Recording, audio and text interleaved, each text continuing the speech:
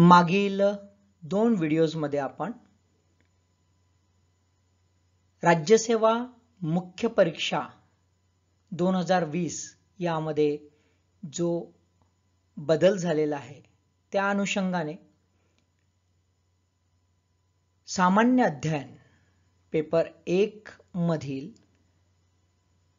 2 घटक इतिहास आणि भूगोल हे 2 घटक आपण बघितलेले आहेत. आज आपण तिसरा घटक बघूया. तिसरा घटक आहे ॲग्रिकल्चर, कृषी. मित्रांनो, हा जो टॉपिक आहे ॲग्रिकल्चर किंवा कृषी हा प्रत्यक्षात बघितला तर भूगोलाचाच भाग आहे. परंतु MPSC दरवेळेस तुम्ही बघाल जेव्हा जेव्हा परीक्षा बदल झाला तेव्हा कृषी या घटकाला सातत्याने महत्त्व दिलेलं आहे. काही काळापूर्वी तर काही वर्षापूर्वी बघितलं तर आपल्याला असं दिसेल की प्रिलिम मध्ये तर 30 प्रश्न नुसत्या कृषीवर यायचे आणि टिपिकल टेक्निकल असायचे. आता ते फार कमी झालंय, परंतु तरी सुद्धा कृषी हा भाग एक स्वतंत्र भाग जो आहे तो सातत्याने ठेवलेला आहे. याच्यापूर्वी जे आहे याच्यापूर्वी आपल्याला असं दिसेल की कृषी म्हणजे जिओग्राफी अँड ॲग्रिकल्चर, भूगोल आणि कृषी असा या टॉपिकचं नाव होतं. आता हे बदललेलं आहे. चला बघूया आपण ॲग्रिकल्चर मध्ये जे आहे किती ह्या टायटल्स मध्ये किती घटक आहेत, काय आहेत. सी आपण कंपॅरिझन बघूया ओल्ड आणि न्यू याच्या कॉन्टेक्स्ट मधलं काही बदल आहेत का, नवीन याच्यात बदल आहेत तर कितपत आहेत ते बघूया. बघा, ॲग्रिकल्चर आधी टायटल होतं जिओग्राफी अँड ॲग्रिकल्चर. 3 घटक आहेत. आधी क्लायमेट वगैरे हा पण घटक होता. आता 3 घटक आहेत.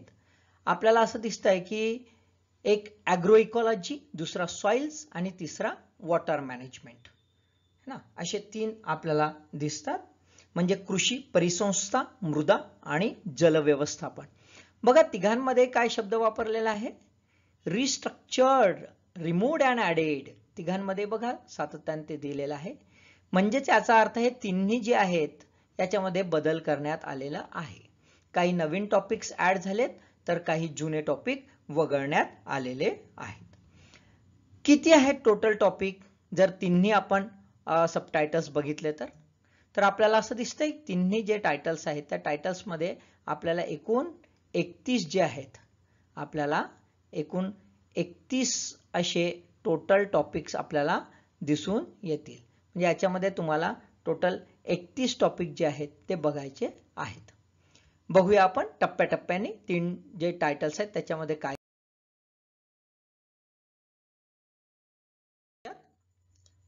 पहिला आहे ॲग्रो इकॉलॉजी म्हणजे कृषी परिसंस्था. म्हणजेच काय तर कृषी ह्या घटकाशी सुसंबंधित असलेल्या परिसंस्था, इकोसिस्टीम्स. इकोसिस्टीम आणि कृषी याचा परस्पर संबंध काय आणि त्याचा एकमेकांवर होणारा परिणाम काय आहे. कारण की आपण बघा मानव जो आहे त्या मानवाचं प्रथम जे सेटलमेंट झालं, मानव जेव्हा प्रथमतः स्थिर झाला तर तो झाला कृषी या घटकामुळे. कृषी जो घटक निर्माण झाला होता तो त्याच्या परिसंस्थेशी निगडीत असलेल्या कृषी उत्पादनावर. म्हणजेच काय, ह्या दोघांचे एकमेकांशी परस्परावलंबता दिसून येते. ही काय आहे हा याचा मागचा आशय आहे. याच्यामध्ये टोटल 8 जे विषय आहेत, 8 टॉपिक याच्यामध्ये आपल्याला दिसून येतील. प्रत्यक्षात बघूया ॲग्रो इकॉलॉजी असं टर्मिनॉलॉजी वापरली तर याच्यामध्ये ॲग्रिकल्चरचा पार्ट किती आणि इकॉलॉजीचा पार्ट किती. चला सी बघा, आपल्याला दिसतंय 8 मी म्हटलेलं आहे, त्यापैकी इथे मी नमूद केलेले आहे 5 टॉपिक तुम्हाला दिसत आहेत. 8 पैकी 5 दिसत आहेत. सगळ्यांना मी हायलाइट केलेलं आहे. बघा, हायलाइट केलं म्हणजे हे नवीन टॉपिक्स आहेत. जुने टॉपिक म्हणजे यातून सगळे वगळले आणि नवीन टॉपिक इथे ऍड झालेले आहेत. आता याच्यामध्ये आपण एक एक टायटल बघूया, टायटल लक्षात घेऊया. तर बघा आपल्याला दिसते पहिलं concept of ecosystem, structure and function, परिसंस्थेची संकल्पना, रचना व कार्य. दुसरा आहे एनर्जी फ्लो इन इकोसिस्टीम, परिसंस्थेमधला ऊर्जा प्रवाह. त्याच्यानंतर परिसंस्था जी आहे त्याचे प्रकार काय आहेत, त्याचे गुणधर्म काय आहेत. त्यानंतर बायोडायव्हर्सिटी, जैवविविधता आणि त्याच्याशी संबंधित म्हणजे इट्स सस्टेनेबल मॅनेजमेंट, जैवविविधतेचं जे आहे शाश्वत व्यवस्थापन कसं, त्याचं संवर्धन काय, कन्झर्वेशन. आणि बघा हा एक पार्ट इथे दिसतोय, कन्झर्वेशन ऑफ ॲग्रिकल्चर. हा एवढाच पार्ट आपल्याला ॲग्रिकल्चरशी रिलेटेड दिसतोय. परंतु जर आपण कृषीला बघितलं तर कृषी हा बायोडायव्हर्सिटी, जैवविविधतेचा एक प्रकार आहे आणि कृषीमुळे जैवविविधतेवर बरेचसे परिणाम पडलेले आहेत. उदाहरणार्थ आपण जर बघितलं तर मोनोकल्चर ज्याला आपण म्हणतो, एकल पीक पद्धती जर आपण बघितली किंवा आर्टिफिशियल जे काही जेनेटिक मॉडिफाईड फूड आपण आणलेले आहेत त्याच्यामुळे बायोडायव्हर्सिटीवर जबरदस्त परिणाम पडलेला आहे आणि त्याचं नुकसान पण झालेलं आहे. एक बघा युरोपमध्ये एक घटना पण घडलेली होती, त्याला आपण पोटॅटो हंगर असं म्हणतोय. म्हणजेच काय तर बटाटा जो आहे त्या बटाट्याचं एकच वाण जे आहे अख्ख्या युरोपमध्ये पेरलं आणि त्याच्यावर मग कीड बसली आणि संपूर्ण युरोपमध्ये नंतर बटाटेच राहिलेले नाही आणि त्याच्यामुळे फूड स्टॅपल होतं ते आणि त्यामुळे बरंचसं नुकसान झालं. तर याच्याशी संबंधित आहे काय, आपलं कृषी जे आहे त्याचं संवर्धन ह्या कॉन्टेक्स्टमध्ये कसं राहील, त्या कॉन्टेक्स्टमध्ये आपल्याला बघायचं आहे. वेगवेगळ्या प्रक्रिया असतील, वेगवेगळ्या पद्धती असतील है ना, काही मॉडेल्स असतील, ते काय ते पाहायचं आहे. त्याच्यानंतर role of individual in conservation of natural resources. हा एकदम जनरल टॉपिक आहे, याच्यावर काही कॉन्सेप्च्युअल एलिमेंट वगैरे नाही राहणार. परंतु हा जनरल जरी टॉपिक असला तरी एक व्यक्ती आणि समाज याच्याशी सुसंबंधित काय असतील, त्या कॉन्टेक्स्टमध्ये जी काही नैसर्गिक स्रोत आहेत ते नैसर्गिक स्रोताचं संवर्धन कसं करायचं याच्यावर आपल्याला वेगवेगळ्या ज्या स्कीम्स असतील, वेगवेगळ्या ज्या पद्धती असतील, ज्याला आपण टेरेस गार्डनिंग वगैरे अशा बरेचशा आपण बघतोय, असे कॉन्सेप्ट जे आहे ते रोल ऑफ इंडिव्हिज्युअल मध्ये येणार. नेक्स्ट बघूया आपण याच्यातले तीन टॉपिक्स आपल्याला दिसतील ना. ह्या तीन टॉपिक्स कशाशी संबंधित आहेत तर टिपिकल आपल्याला असं दिसतंय क्लायमेटशी संबंधित आहेत, वातावरणाशी संबंधित आहेत. बघा पहिला आहे social issues and environment related to crop production. Crop प्रोडक्शनशी रिलेटेड म्हणजे शेतीशी रिलेटेड किंवा पिकाशी रिलेटेड जे काय पर्यावरणीय आहे आणि सामाजिक परिस्थिती किंवा सामाजिक मुद्दे आहेत ते रिलेटेड. उदाहरणार्थ आपण बघतोय की दोन प्रकारचे आपण क्रॉप्स बघतोय, एक कमर्शियल क्रॉपिंग आपण बघतोय आणि एक जी आहे सेडेंटरी म्हणजे आपली जी आहे स्टॅपल फूडची क्रॉपिंग बघतोय. आता ह्या दोन प्रकार जे आहे याचा सामाजिक कॉन्टेक्स्टमध्ये कुठला परिणाम किंवा वातावरणाचा त्याच्यावर परिणाम पडतो का, पर्यावरणाचा त्याच्यावर परिणाम पडतो का, त्या कॉन्टेक्स्टमध्ये आहे ना. तर त्यामुळे आपल्याला वेगवेगळे क्रॉप प्रोडक्शनचे पॅटर्न्स वगैरे बघायचे आहेत आणि पर्यावरणावर वेगवेगळे जे परिणाम पडतात किंवा पर्यावरणाचे त्याच्यावर कुठले परिणाम पडले आहेत ते इश्यूज पाहायचे आहेत. त्याच्यानंतर एक टॉपिक आहे, हा टिपिकल कॉन्सेप्च्युअल आहे, कार्बन क्रेडिट असा कॉन्सेप्ट त्याचा बघायचा आहे. Exchange of carbon credit, carbon sequestration, importance, meaning and ways है ना, आपल्याला तो मुद्दा बघायचा आहे.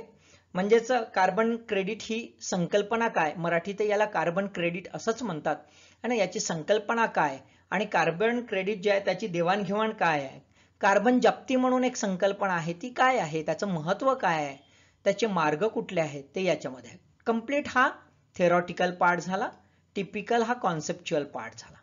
त्याच्यानंतर एक एन्व्हायरमेंटल एथिक्स आहे. जरी हा इथे टायटल दिला एन्व्हायरमेंटल एथिक्स तर त्यामध्ये वेगवेगळे तुम्हाला टॉपिक्स दिसणार. बघा, एक climate change, global warming, acid rain, ozone layer depletion, nuclear accident, holocaust and their impact on agriculture, animal husbandry and fisheries, contingent crop planning हा वेगळा आलेला आहे. हे ॲनिमल हस्बंडरी अँड फिशरीज आणि कॉन्टिंजंट क्रॉप प्लॅनिंग. पहिल्यांदा बघूया की इन जनरल पर्यावरणीय नीती तत्वे जरा बघितली तर याच्यामध्ये हवामान बदल हा कॉन्सेप्ट पाहायचा आपल्याला. तसंच जागतिक तापमान वाढ, ग्लोबल वॉर्मिंग हा पण कॉन्सेप्ट पाहायचा आहे. आम्लवर्षा हा सुद्धा कॉन्सेप्ट पाहायचा आहे. म्हणजे आम्लवर्षाचे घटक काय आहेत, त्याचे कारक काय आहेत, त्याचे परिणाम काय पडतात. तसंच ओझोन लेअर काय आहे, ओझोन लेअर कशी तयार होते, ओझोन लेअर कुठे तयार होते, आपण जर वातावरणामध्ये वरवर गेलो तर कुठल्या टप्प्यावर तयार होते, म्हणजे ते ट्रोपोस्फिअर मध्ये आहे, स्ट्रॅटोस्फिअर मध्ये आहे, कुठे आहे ते आपल्याला समजून घ्यायचं आहे, त्याची प्रक्रिया काय आणि त्याचं डिप्लेशन का होतं, म्हणजे त्याची घट का होते. तसंच न्यूक्लिअर ऍक्सिडेंट्स आहेत, त्या न्यूक्लिअर ऍक्सिडेंटचा परिणाम काय पडतोय ते आपल्याला, कुठल्या प्रकार न्यूक्लिअर ऍक्सिडेंट होतात ते पाहायचं आहे. हॉलोकॉस्ट म्हणजे सर्वनाश ही एक संकल्पना आहे, ती संकल्पनेचा कृषीवर काय परिणाम होतोय है ना.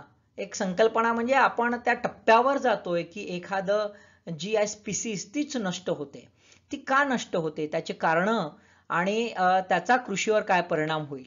म्हणजे किंबहुना आज जर आपण बघितलं तर आपण मोनोकल्चरच्या कमर्शियलायझेशनच्या क्रॉपिंग पॅटर्न मध्ये आहोत आणि त्याच्यामुळे बराचसा फटका जो आहे तो कृषीला पडतोय, तर त्या कॉन्टेक्स्ट मध्ये बघायचा आहे.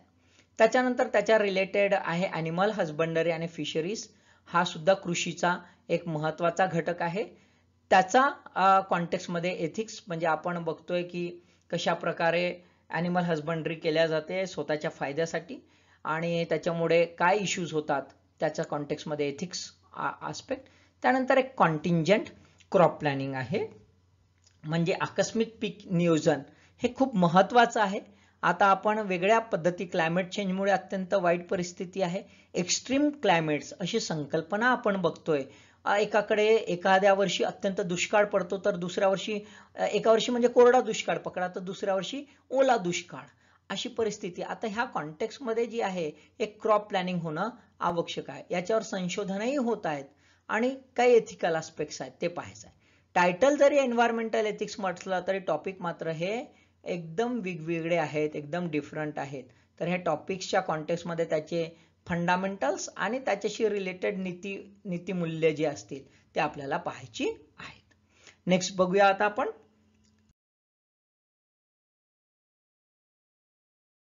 काय टॉपिक आहेत काय नाही. सॉइल मध्ये आपल्याला दिसतंय काही जुनेच टॉपिक आहेत आणि काही नवीन टॉपिक आहेत. जुने टॉपिक मध्ये बघा, soil as a natural body, pedological and edaphological concept of soil, soil genesis, soil forming rocks and minerals, process and factors of soil formation, physical, chemical and biological properties of soil, soil profile and components of soil, soil as a source of plant nutrients, essential and beneficial plant nutrients and their role, forms of plant nutrients in a soil. त्यानंतर SOM, that is soil organic matter, त्याचा स्त्रोत, sources, composition, properties, factors affecting SOM, it's importance and influence of SOM on a soil properties, है ना. काही topic इथे दिलेले आहेत. Actual किती टॉपिक आहेत तर आपल्याला असं दिसतंय टोटल 14 टॉपिक सॉइल ह्या टायटल मध्ये आहेत. बघा, प्रथम तर आपल्याला बघायचं आहे मृदा एक्झॅक्टली आहे काय. मृदा हा नैसर्गिक घटक आहे. काही जण याला केमिकल घटक म्हणतात, काही नैसर्गिक घटक म्हणतात है ना. संशोधक जे आहेत त्यांनी वेगवेगळ्या थिअरीज याच्यामध्ये मांडलेल्या आहेत. तर याच्या कॉन्टेक्स्ट मध्ये अध्यापन शास्त्रीय काही आहेत का, किंवा भूमिशास्त्रीय पेडोलॉजिकल काही एलिमेंट्स आहेत का, संकल्पना आहेत का, ते पाहायचं आहे. म्हणजे रशियन सायंटिस्ट वेगळ्या प्रकारे मांडणी करतात तर युरोपियन सायंटिस्ट वेगळ्या प्रकारे मांडणी करतात, तर ती कुठली मांडणी आहे सॉइलच्या बद्दल ते पाहायचं आहे. त्यानंतर सॉइल जेनेसिस म्हणजेच काय, तर मृदा निर्मिती कशी होते, ती मृदा निर्मितीची संपूर्ण प्रक्रिया आपल्याला बघायची आहे. त्याचं पॅरेंट रॉक वगैरे काय असतो, मिनरल्स काय असतात, त्यामुळे त्याची प्रोसेस जे आहे ते काय आहे, त्याच्यामुळे त्याचे भौगोलिक, ज्याला आपण भौतिक, रासायनिक आणि त्याला जैविक जे काही आहेत त्याच्या गुणधर्म कुठले निर्माण होतात. आपण असं बघतोय की मातीवरून आपण खडक कुठल्या प्रकारचा हे आपण सांगू शकतो बहुधा. हा जिओग्राफीचा पार्ट आपण बघतोय, तर हा जिओग्राफीचा पार्ट इथपासून इथपर्यंत पाहायचा आहे. सोबत आपण सॉइल प्रोफाईल जी आहे ते पण बघतोय. जमिनीचा उभा छेद म्हणतात त्याला. तर जमिनीच्या उभा छेद मध्ये कसे घटक असतात, त्याला हॉरायझन असा शब्द आपण वापरतो, सॉइल हॉरायझन. पण तो काय आहे, त्याचे कशा प्रकारे चेंजेस होतात है ना, सॉइल फॉर्मेशनचा टप्पे त्यामध्ये कसे आहेत है ना. ह्या सर्व बाबी आपल्याला इथे पाहायच्या आहेत. म्हणजे हा टिपिकल आपल्याला काय दिसतो, जिओग्राफीचा पार्ट आहे, थेरॉटिकल पार्ट आहे. सोबत आता ऍग्रिकल्चरशी रिलेटेड आहे, त्याच्यामुळे हे दोन टॉपिक्स आपल्याला दिसतील. Soil as a source of plant nutrients, essential and beneficial plant nutrients. म्हणजेच काय तर जमिनीच्या बाबतीमध्ये, मृदेच्या बाबतीमध्ये वनस्पतीस आवश्यक पोषक जे आहेत ते स्त्रोत कुठलेले आहेत, त्याची आवश्यकता काय, त्याच्यामुळे लाभ काय होतोय, त्याचे सॉइल न्यूट्रिएंट्स जे आहेत त्याचे फायदे काय, त्याचं महत्व काय आहे, हे सगळं इथे दिलेलं आहे. त्याच्यानंतर आपल्याला असं दिसेल जमिनीतील सेंद्रिय पदार्थ हा अत्यंत महत्वाचा आहे. ऑर्गॅनिक मॅटर हा अत्यंत महत्वाचा आहे. तो जमिनीची सुपीकता निर्धारित करतोय. तर त्याचा स्त्रोत काय, त्याचं स्वरूप काय, गुणधर्म काय, त्याचे फॅक्टर्स काय आहे, त्याच्यामुळे एसओएम वर परिणाम पडू शकतो, वातावरणाचा आहे काय, पाण्याचा आहे काय, द्रवमूल्यांचा आहे काय, या सगळ्या बाबी, त्याचे महत्व काय आहेत, ह्या सर्व बाबी इथे पाहायच्या आहेत. म्हणजे हे दोन फॅक्टर्स जे बघितले तर हे दोन फॅक्टर्स तुम्हाला असं दिसेल की हे टिपिकल सॉइल आणि ऍग्रिकल्चर याच्याशी संबंधित आहेत. जमिनीचं ज्याला आपण फर्टिलिटी म्हणतो है ना, ती फर्टिलिटीशी रिलेटेड आहेत. काही जमिनी बंजर असतात, त्याच्यामध्ये काय इश्यूज असतात वगैरे, ते सगळं पाहायचं आहे. नेक्स्ट बघूया.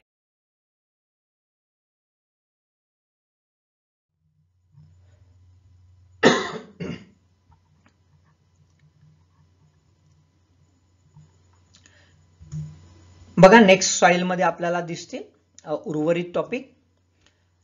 सॉइल ऑर्गॅनिझम्स हा पण कृषीशी रिलेटेड आहे. सॉइल ऑर्गॅनिझम्स, सॉइल पोल्युशन हा पण कृषीशी रिलेटेड आहे. Problem soils and their reclamation, त्यानंतर remote sensing, GIS in diagnosis and management of problem soil, तसंच soil erosion types and soil erosion control measures, organic farming, त्यानंतर nano technology and precision farming and आहे. हे असं दोन वेगवेगळे आहेत असं गृहीत धरा. पहिल्यांदा बघूया की एक जे आहे सॉइल ऑर्गॅनिझम, जमिनीमध्ये आपल्याला दिसतात सजीव आहेत, मॅक्रो आणि मायक्रो, उंदरांपासून तर बॅक्टेरियापर्यंत आपल्याला दिसतात.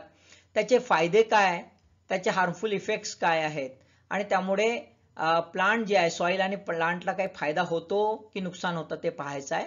आपण बघतोय काही बॅक्टेरिया हे फायदेशीर आहेत, गांडूळ फायदेशीर आहेत, काही मात्र जे आहेत घुशी वगैरे जर बघितलं तर ते त्रासदायक आहेत. तर त्याचे नुकसान आणि फायदे काय आहेत ते आपल्याला इथे पाहायचं आहे, विथ एक्झाम्पल्स पाहायचे आहेत. त्यामुळे वेगवेगळे एक्झाम्पल्स इथे लक्षात ठेवायचे. याच्यामध्ये थोडा बायोलॉजीचा पण आपल्याला जो आहे बॉटनीचा तो पार्ट सुद्धा इथे दिसतोय. त्याच्यानंतर सॉइल पोल्युशन आहे. याच्यामध्ये स्त्रोत काय आहेत सॉइलचे, सॉइल पोल्युशनचे, म्हणजे मृदाचे प्रदूषण असतं आणि मृदा प्रदूषणामध्ये त्याचे स्त्रोत काय आहेत. त्यानंतर ज्या पेस्टिसाइड्स वापरल्या जातात किंवा इन ऑर्गॅनिक कंटॅमिनंट्स असतात त्याचा परिणाम कसा होतो आणि सॉइल पोल्युशन कसं होतं, आणि हे जे आहे मृदेचं प्रदूषण ते कसं थांबवता येईल, त्याचा जो आहे कंट्रोल कसं करता येईल त्याला, याच्यासाठी म्हणून उपाययोजना ज्या आहेत त्या आपल्याला इथे पाहायच्या आहेत.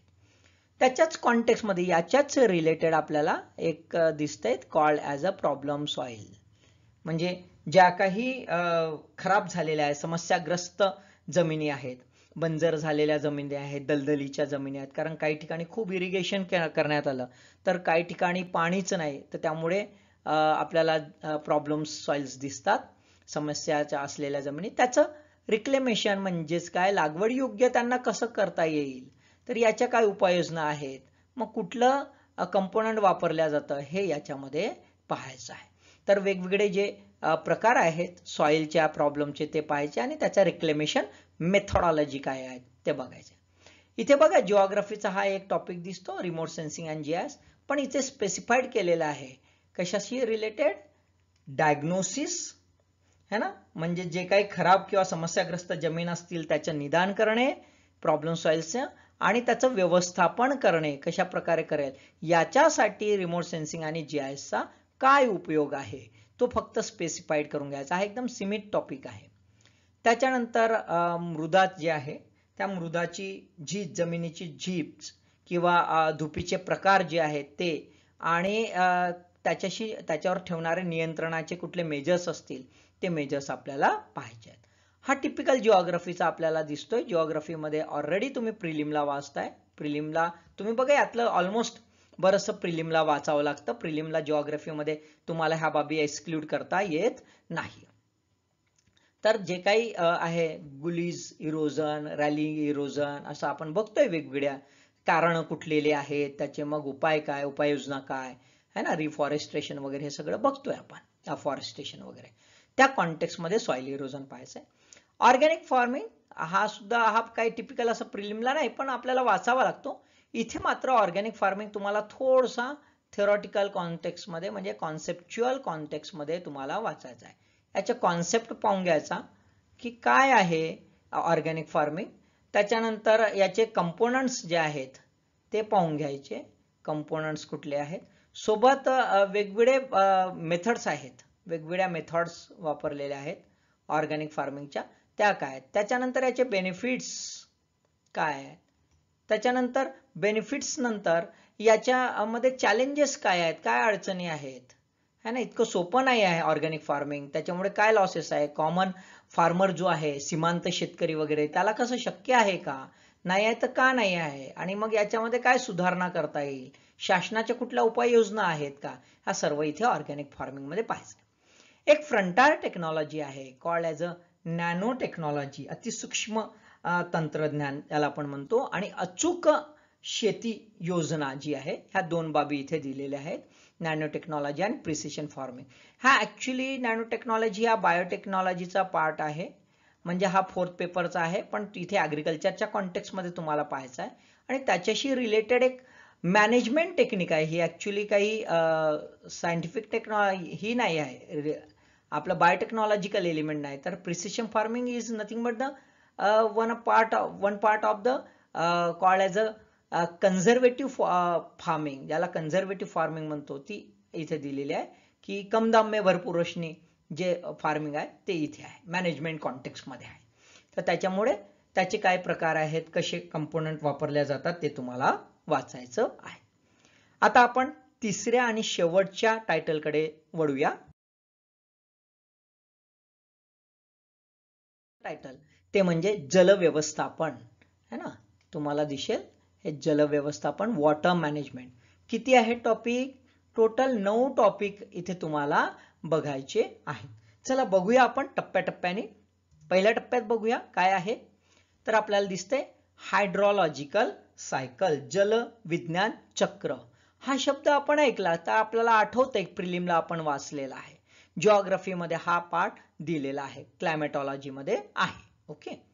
त्याच्यानंतर बघा आपल्याला दिसते बाकीचे टॉपिक जर आपण बघितले तर रेनफेड अँड ड्रायलँड ऍग्रिकल्चरशी रिलेटेड, वॉटर कन्झर्वेशन टेक्निक्स, डॉफ and crop mitigation, run off and water harvesting, concepts, objectives, principles, components of watershed management and factors affecting watershed management. म्हणजे हा जर पूर्ण एरिया जर बघितला, हा बाकीचा पोर्शन, तर आपल्याला असं दिसेल हा पूर्ण एरिया हा वॉटरशेड हा कॉन्सेप्ट जो आहे त्याच्याशी रिलेटेड, आणि पाण्याचं संवर्धन आणि संरक्षण कसं त्याच्याशी रिलेटेड हा आपल्याला दिसून येतोय. तर त्याच्यामुळे हा जो एलिमेंट आहे हा टिपिकल ऍग्रिकल्चरचा पार्ट झाला. आणि पहिला जो आहे हा पार्ट हा जिओग्राफीचा आपल्याला पार्ट दिसतोय. ठीक आहे. तर हा जिओग्राफी आणि बाकीचा हा ऍग्रिकल्चरशी रिलेटेड आहे. याच्यामध्ये रेनफेड अँड ड्रायलँड ऍग्रिकल्चर, तुम्हाला त्याच्या टेक्निक्स कुठले क्रॉप्स घेतल्या जातात, काय आहे त्याच्या समस्या काय आहेत, उपाययोजना काय ते पाहायचं. वेगवेगळ्या वॉटर कन्झर्वेशन टेक्निक्स आहेत, शेततळ्यांपासून तर वेगवेगळं आपण तिथे पाहतो, ते तुम्हाला लक्षात घ्यायचं आहे. ड्रॉफ अँड क्रॉप मिटिगेशन, दुष्काळ पडतोय आणि दुष्काळामध्ये कसं प्रोटेक्शन करायचं ते, तर त्याच्यामध्ये वेगवेगळ्या टेक्निक्स पण आहेत आणि टेक्नॉलॉजिकल एलिमेंट आहेत. म्हणजे सीड्सचं पण जे आहे त्याचं पण जे आहे डेव्हलपमेंट आणि क्रॉप टेक्नॉलॉजीज त्याच्या कॉन्टेक्स्ट मध्ये हा पाहायचा आहे. Run off and water harvesting म्हणजे पाणी वाहून जातं त्याचं संवर्धन कसं करायचं, या कॉन्टेक्स्ट मध्ये हा टॉपिक आहे. पाणी अडवा पाणी जिरवा ही संकल्पना याच्यामध्ये आपल्याला दिसून येते. आणि त्याच कॉन्टेक्स्टमध्ये एक बहुआयामी ज्याला आपण म्हणू किंवा एक डायनामिक कॉन्सेप्ट जो आहे तो डायनामिक कॉन्सेप्ट म्हणजे पाणलोट क्षेत्र. पाणलोट क्षेत्र आणि त्याचं व्यवस्थापन हा अत्यंत महत्वाचा विषय आहे. पर्टिक्युलरली तो रेनफेड अँड ड्रायलँड एरिया जो आहे किंवा वॉटर कन्झर्वेशन त्या कॉन्टेक्स्टमध्ये ह्या एरियामध्ये तो अत्यंत महत्वाचा आहे. याच्यासाठी आपण बघतोय की शासनापासून तर जनतेपर्यंत एक जी चळवळ आहे ना, पाणलोट चळवळ, ही पाणलोट चळवळ निर्माण झालेली आहे. भारतामध्ये ही पाणलोट चळवळ अत्यंत यशस्वीपणे जे आहे दुष्काळग्रस्त भागांमध्ये राबवून एक सक्सेस स्टोरीज निर्माण झाल्या आहेत आणि त्याच्यामुळे आपण बरंचसं काही प्रोटेक्शन करू शकलोय. तर त्या कॉन्टेक्स्टमध्ये आपल्याला इथे वाचायचं आहे. वेगवेगळ्या टेक्निक, शासनाच्या योजना, याच्या प्रोसेसेस, याचे बेसिक कॉन्सेप्ट, ह्या सर्व बाबी इथे पाहायच्या. त्याच्यानंतर बघूया उर्वरित टॉपिक आपल्याला दिसत आहेत वॉटर मॅनेजमेंट मधला. पहिल्या याच्यात आपण पहिलं जिओग्राफीचा पार्ट, हायड्रोलॉजिकल सायकल, त्याच्यानंतर टिपिकल वॉटरशेड मॅनेजमेंट एरिया, पाणलोट क्षेत्र, इरिगेशनच्या कॉन्टेक्स्टमध्ये वॉटर कन्झर्वेशन. आता इथे टिपिकल जो शेवटचा पार्ट आहे त्याच्यामध्ये इरिगेशन हा पार्ट सातत्याने तुम्हाला दिसेल. यातले हे जे दोन पार्ट आहेत हे टिपिकल इरिगेशनचे आहे. याच्यानंतरचा हा पार्ट सुद्धा इरिगेशनचा आहे. हा पार्ट मध्ये हा पार्ट इरिगेशन. बघा, irrigation, water quality, water pollution आणि effects of industrial effluents, drainage of water logged soil. आता हा जो आहे हा प्रॉब्लेम सॉइल मध्ये ऑलरेडी तिथे आहे, पण आता हा पुन्हा इथे आपल्याला दिसलाय, रिपिटेशन आहे ना. अशा बरेचसे रिपिटेशन आपल्याला एमपीएससी मध्ये सिलेबस मध्ये दिसतील, तर त्याचं टेन्शन घ्यायचं नाही, त्याला क्लब करून घ्यायचं है ना. दुसरं क्रायटेरिया फॉर शेड्युलिंग इरिगेशन है ना. आपण बघतो 8 माही 4 माही वगैरे पाणी जी आहे प्रक्रिया ती आहे. Water use efficiency and irrigation efficiency, कुठकुठल्या टेक्निक्स असतील वॉटर यूज इफिशियन्सीच्या त्या आपल्याला पाहायच्या. वेगवेगळे आपण इरिगेशनचे प्रकार पाहतोय, ठिबक सिंचनापासून तर सर्वच. ओके. त्याच्यानंतर बघा हा नवीन टॉपिक, इंटरलिंकिंग ऑफ रिव्हर्स है ना. नदी जोड आपण बघितलं, नदी जोड प्रकल्प ही बरीच जुनी योजना आहे, ब्रिटिश कालापासून आपण ऐकतोय आणि अद्यापही ती मूर्त स्वरूपात आली नाही. त्याचं कारणही आपल्याला माहित आहे, भारत हा संघराज्य आहे आणि त्याच्यामध्ये अडचणी भरपूर आहेत.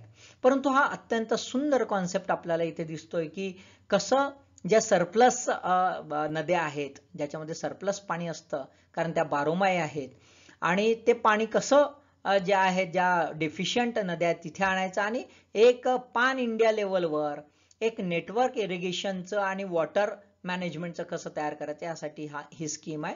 त्या कॉन्टेक्स्टमध्ये पूर्णपणे त्याचा इतिहास, त्याचे वेगवेगळे प्लॅन्स, त्याच्यानंतर त्याचे अडचणी काय आहेत, आताची स्थिती काय आहे, ह्या सर्व गोष्टी इथे समजून घ्यायच्या.